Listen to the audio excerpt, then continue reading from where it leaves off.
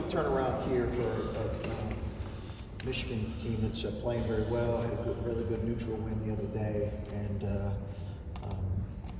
they've had a really good season. Been really impressed watching them on tape. Obviously, they've taken some lumps, as everybody has in league play, but veteran group, got a lot of respect for Juwan and the jockey and his staff are doing. You know, it's sometimes a catch-22 when you have a veteran group. They've got a veteran group that have won a lot of games, obviously. You know, a point and a 5 that have I think went to back-to-back Sweet 16s and won a lot of games. But I thought the transition seems pretty seamless. And a lot of credit to Juwan and the coaching staff. And, it'll be a great challenge up there. Chris, it's kind of a weird thing with your defense where the Big Ten as a conference is not a particularly great three-point shooting conference, yet everyone seems to shoot well against you guys. Yeah. I know that percentage isn't necessarily a reflection of how well you defended for you all the time, but how much of that do you attribute to like randomness and bad luck, and how much do you attribute to things you guys can do better? I think it's definitely a combination of both, but I would err more on the side of we just have to figure out ways to contest and challenge better. I do think some guys have made some timely threes that maybe have not shot it well against other teams, but sooner or later, right, you got to look inward and you got to figure a way to contest and challenge better than what we're doing right now, and to be more in tune to our assignments on that end. Some of it is we're a little bit smaller. We've been a little bit smaller on the perimeter. I think that's partly a factor. We played a little bit smaller on the perimeter, but yeah, that's a number we've got to continue to address. And then I believe it was the Minnesota game we played them here. You're marking how well Caleb played ball screen defense. I'm wondering, as a team, how you feel about that. Because obviously you're going to see a lot of it. Yeah, we're going to see a ton of it. You got like a guy like Xavier Simpson who has a lot of great attributes, but I think his greatest attribute is his brain. I mean, it's phenomenal. It's phenomenal. His ability to read, process information like a quarterback, and read things so quickly is really phenomenal. It's been our ball screen defense going to get tested at a really high level. You're right, because it's a big part of what they do, and I think it's been good, but it's got to continue to get better. You know, it's been good at times. It's got to, just like in general, our defense has got to continue to get better. You know, I think, you know, you look across the board right now, and our offensive efficiency, our offensive numbers are number 2 in the league. Some of that might be skewed by a really big game or two offensively, but still, offensively we've been pretty good. Our defensive numbers have got to get better, and then offensively, if we can turn it over less, that'll even help even more. You mentioned the offensive numbers. Ball movement seemed to be about where you wanted it in the game the other day. If you take the result aside, how much does that look like what you ideally want, and how much does that build on? Yeah, it's been good. I think it was really good against Northwestern too. Really good. I thought it's been really good for a couple of weeks now. Some of that though is more of a byproduct of how they play. They commit 2 to the ball. They being Indiana committed 2 to the ball. So if you could make the right read, they were going to be in rotation. We had good movement off the ball, and the ball really popped. It was a really clean game offensively for us overall. Hopefully that'll continue. Sometimes we even shared it, probably a little bit too unselfish at times, but hopefully that'll continue. Coach, 2 months ago, 2 or 3 months ago, like you and Michigan were both top 10 teams in the country, and obviously like it's early in the season. I know you like that's the rankings. You're not really that concerned about that point, but like since then you guys both kind of had been on these parallel journeys of having a struggle in January, and now here we are on Tuesday. You guys are going to play them. I guess when you look at the Big Ten landscape as a whole, does that just seem like that's been the story of the conference, where like teams have had these huge highs, but also these very low floors? Yeah, when you're in the best league in the country, I think that's going to happen. It's going to happen to you, and I don't think you make too much of it. Or your biggest concern really is how you're playing. So even if you're winning and you didn't play particularly well, that can bother you. Or if you lost, but you felt like you played pretty well.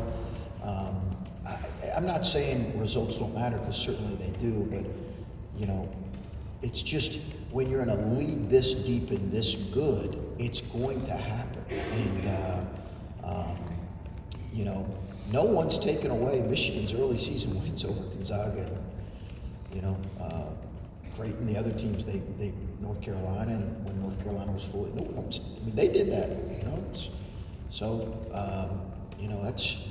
That's you play a whole season. It's not just a snippet of two weeks or 3 weeks or 4 weeks. And while they may have struggled a little bit as we have, they're a good team. They're gonna have a good finish to the year. So when you're in it, I don't want to say like, obviously you want to win games, but when you're in that that low point and you look around and you see like we're not the only people who are going through this. Team X maybe went through it in November and so on. Like, does it kind of ease the blow a little bit? It's hard to say that about any time you lose a game. I think it brings perspective and reality to it. I remember a couple of years ago looking at the ACC when they had a couple of years where they were like in the old Big East, where you had like, oh my gosh, it was night in, night out. And you had teams that you knew were really, or they were good teams, but just really struggling. And there is some perspective required in it, but it doesn't feel any better. You downplayed Saturday about the quick adjustment that you made. Said it wasn't that big of a deal. Maybe you didn't know what it in hindsight. I'm wondering if you feel better about your players knowing how they want to play going into this game than you might have Saturday, feeling about how they want to play when you don't have much of a time to turn this around. Yeah, I'm interested to see, how all that's going to play out with guys getting more minutes, roles being changed a little bit with DJ out. I'm assuming that's why you're asking that, right? So I'm interested to see how we kind of grow and move depending on what that time frame looks like, because obviously he impacted a lot of things for us when he was practicing and playing, and no question impacted us in a real positive way. So now that different guys are in different roles, I think that'll evolve a little bit. As you mentioned, it's been a quick turnaround. We weren't able to do a whole lot yesterday. Today will be important, but I think that'll be kind of a pretty fluid thing. How different are they with Juwan Howard than they were with John Beaver? They are similar in a lot of ways in terms of, I think it's really obviously smart on their part because they realize how good their 1 and their 5 are in ball screen situations. And, they recruited, really well for a number of years, so they've had great depth. Obviously, Livers has been out, but they've had great depth. So there's some definite similarities in how they're trying to attack you. And just like last year, they don't turn it over. Xavier Simpson does not turn the ball over. So there's some real similarities there. I looked at the Rutgers game. 4 of their guys who started played 38 minutes, and Teskey played 28 minutes. A tribute to those guys who played those many minutes, but is that something you guys can take advantage of if they're not going to be more than 5 or 6 deep in this game? Is that an advantage that you guys can hope to take advantage of? We'll see. I think sometimes that can work in your favor as well. Guys know they're playing kind of regardless of the situation. Sometimes I think guys have said depth is overrated when it comes to games. It's probably underrated when it comes to practice. But we'll see. I think we'll see how that plays out. We had some guys play high minutes too, not quite that high minutes though. Seemed like about 9 minutes to go in the game, Andre got maybe clubbed in the head or something, and the official stopped the game and sent him out. And Justin Arns came in, kind of unplanned, and in the next 2 minutes or so, he had 3 3-pointers and kind of changed the whole texture of the game. It was no longer a 19-point lead with 6 minutes to go.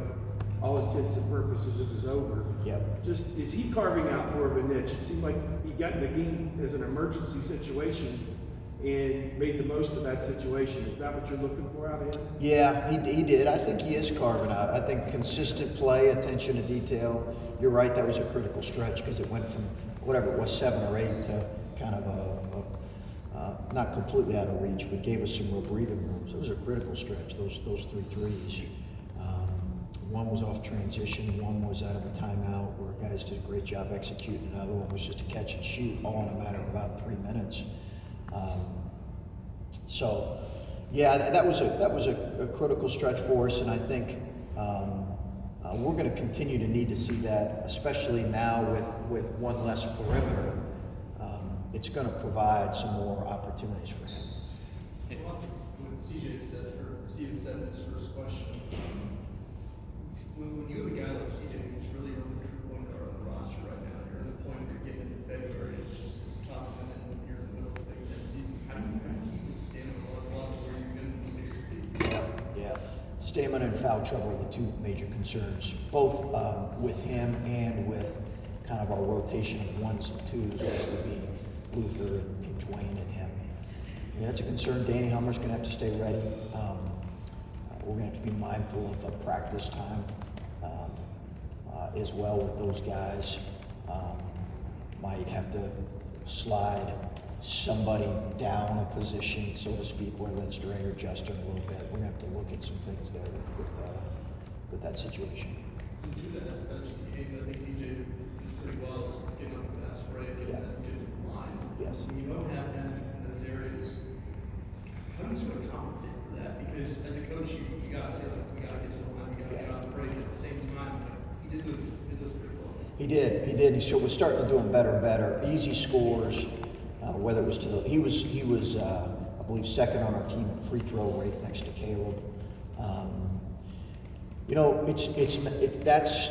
That strength doesn't really lie in other people. So we're going to have to try to do some other things or find other ways to be successful. Because I don't know that you can force that with certain guys that it doesn't play to their strength. With Andre, have you had a player that's led as much in a game as he has? Led? Yeah, I feel like that he's taken a shot every other game. He has. Taped up. Him and Kyle bled a lot with a lot of bleeding going on in the game. Over the floor, bench. Kyle got popped twice. Both those guys seem to get hit a lot, and some of it is a lot of it is they just put themselves in harm's way. But it's he's had a go of it for sure. He's had a go of it. Do you have to caution those guys at all? I mean, they're obviously as important to you as they are, and it's part of how they play. They're physical. They're going to get in those types of situations. But do you have to caution them at all? Like, hey, maybe try not to take one of them out this time. Yeah, you take away some of their instincts and some of their aggressiveness when you do that with them. To be honest with Kyle right now, I don't mind sharing this. We're aware of his workload right now because of his leg injury last year, and just not. That's I didn't share this, but on Thursday of last week we had. We weren't really able to finish practice because we were trying to hold him out. Dre had the flu, and we had a guy throw out his shoulder. I think this time of year you're trying to be mindful of all those things, particularly when you're a little bit shorthanded. When it comes to that physicality, you spoke about how Caleb handled the physicality in Indiana through him the other day very well. How does he have to approach a game like Teske, where he's going to be going up against that kind of size? Elite. Teske's an elite post defender and ball screen defender. Elite. So Caleb's going to need to understand that. He can't get frustrated. He's going to have to understand that, hey, he's going against a guy with great size and physicality. He's going to have to be efficient. I thought at times last year he got up there last year. He got frustrated. I believe this is our third straight game with them where we're playing in Ann Arbor. He's going to have to resist the frustration because there's going to be times where he's just going to get defended really well by that kid. I don't remember, was it last year or the year before? He got address that with him? Did you? We probably will talk about it before the game. Yeah, we'll probably talk about it between now and the game. I've not addressed it with him yet. I can't remember what year that was either. In this conference, I guess it was last year, in this conference, that tends to make you tough enough play on the road. Would you agree it tends to make you a target of fans, they have long memories and things like that? That little skirmish, you know, I think in this game, really in any Big Ten game, but certainly in this game, I don't know that any fan base needs anything extra. I think they're gonna feel the way they're gonna feel. We expect it. What can you tell us about your shoulder? You understand the brace on the second? Yeah, he just threw it out. You guys remember last year we had that. Fortunately, our trainer Brad was able to put it back in pretty quickly. He was out Thursday and no contact on Friday. No real pain on Saturday, but it's something we've got to monitor. You know, even more so. You know, as a coach, you probably, if you're at full strength, you're probably like, hey, listen, you know, let's not give up practice time here. But now we have to pump the brakes on that a little bit. How do you feel about the rule the Big Ten has proposed that players in basketball, football, other sports would get a one-time free, no waiver needed transfer, immediately eligible somewhere? And can you take a long view? I think it can have a dramatic impact on college basketball. There are a lot of transfers now. Yeah. I split, I guess, for your agreement or disagreement that a lot of times that year or that unlikelihood of getting a waiver keeps kids someplace where they're frustrated and may not see an immediate different alternative somewhere else. Yeah, I do too. There's definitely a benefit in that year. I think that's why it was put in place originally for a lot of reasons.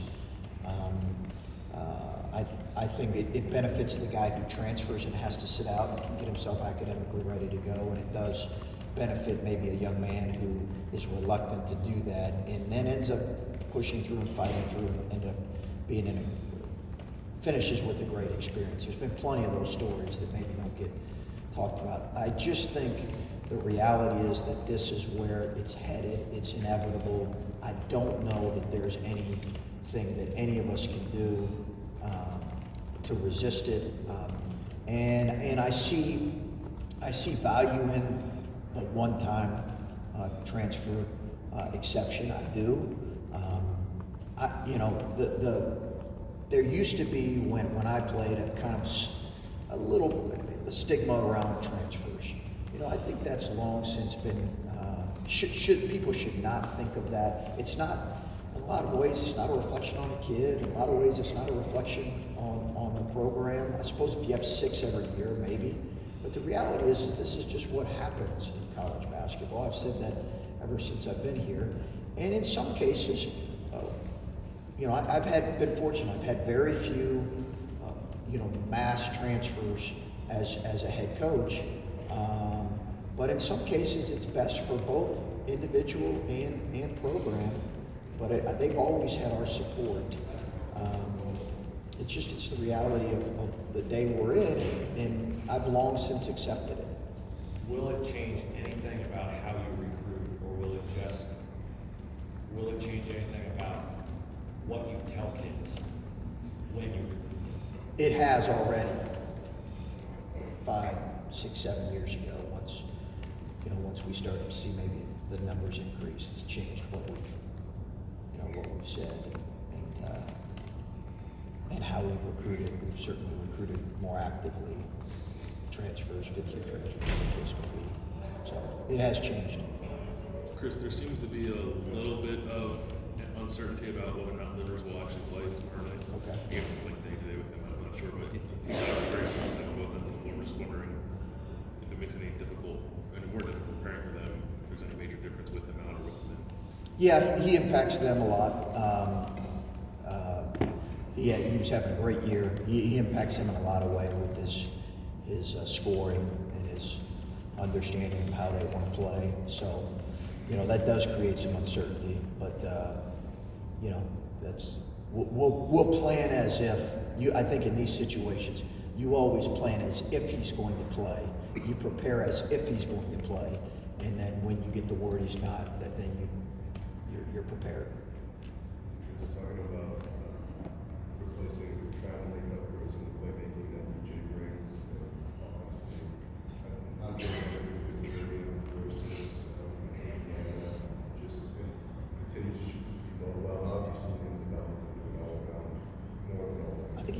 three assists, 2 turnovers, I think. But your point is a good one. His assist, you can correct me if I'm wrong on that, but I think it was 3 and 2. I don't know. Okay. It was Indiana? 3 and 2. Check that.